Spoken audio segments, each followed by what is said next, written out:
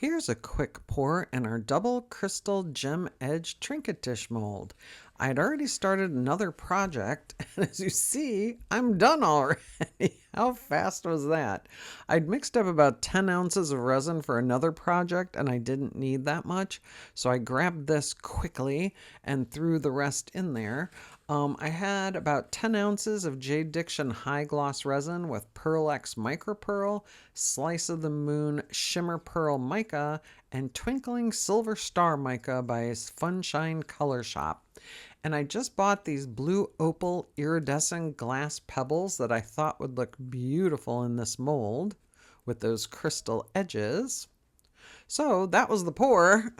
See how fast it was? There's the Blue Opal glass pebbles. Aren't those pretty? And then I used my favorite DecoArt DuraClear gloss varnish. You could use resin, but resin tends to swallow up any inclusions that you put in a piece and cover it. That's why I like this varnish.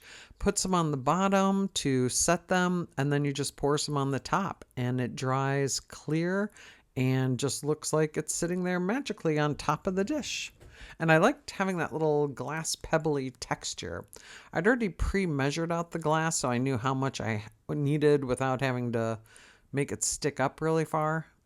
And funny story, as we were editing these videos today, I was walking across the room carrying a jar with 1 pound of this glass in it, and I dropped it, and it fell on the floor and went everywhere.